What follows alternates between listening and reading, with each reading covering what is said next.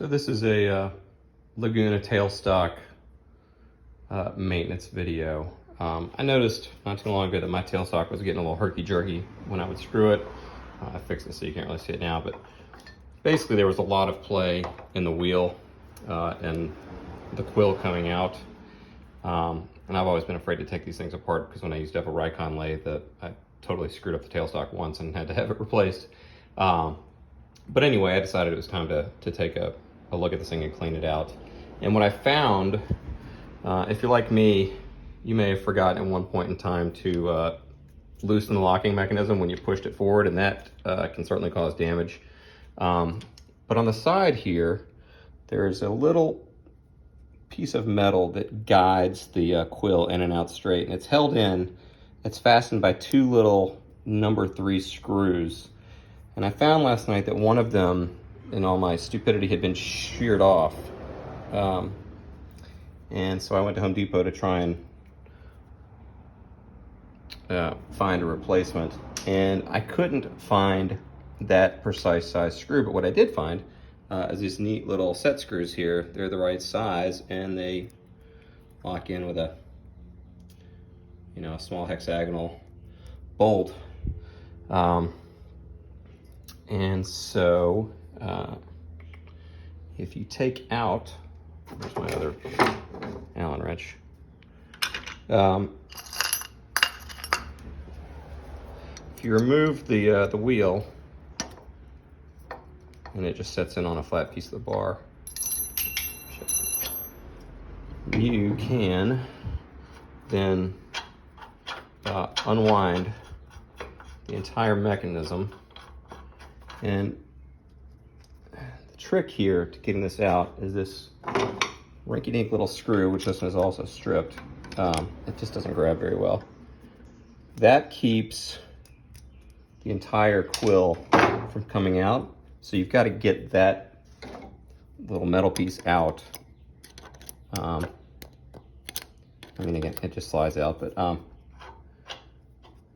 you have to get that out so that the entire quill can come loose. Otherwise, there's a recess at the end of the quill that will prevent it from coming out any further, which if I get this thing out, I will show you. So, and again, this is just an issue of getting something thin in there to loosen that piece out.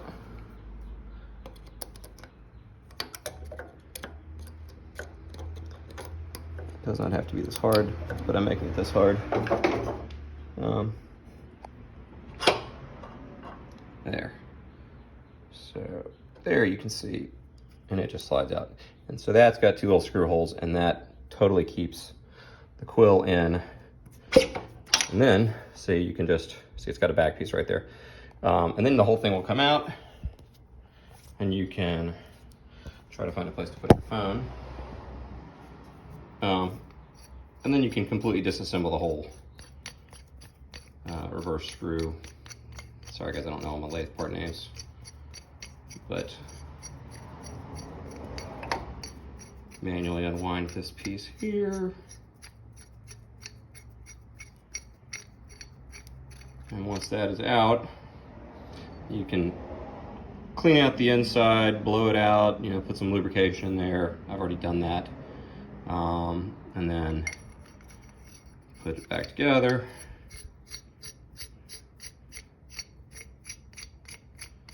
And you can put the quill back in the tailstock and wind it back in manually. But again, the trick here is you've got to get that little metal slide lock in.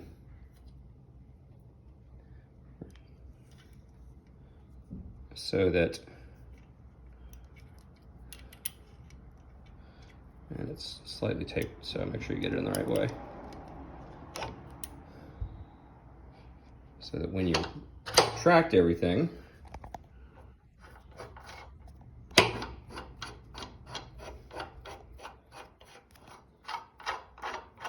and I'm just winding everything in.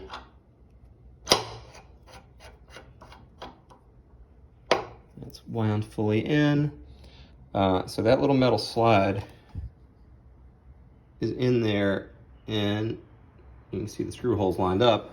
So anyway, just put these little D-floppies here, and I swear they hold nice and snug. And frankly, they look cooler than a crappy little Phillips head screw that shears right off. Just make sure those catch.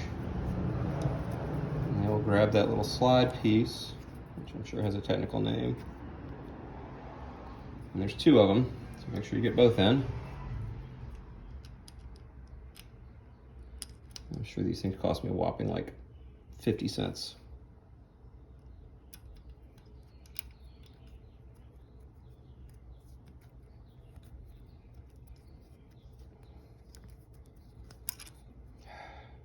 Very difficult to handle a camera and a small Allen wrench at the same time.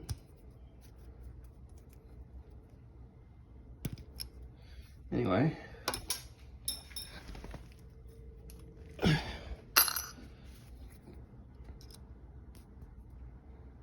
snug them up nice. And then reattach the wheel, making sure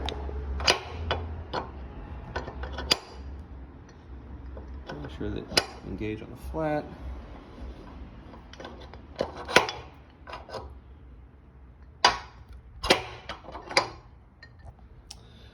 And make sure you keep track of your different Allen wrenches.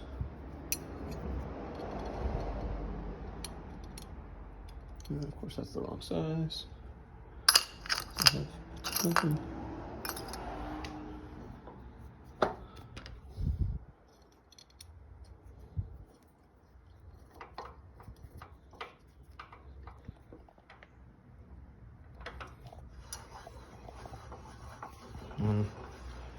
voila!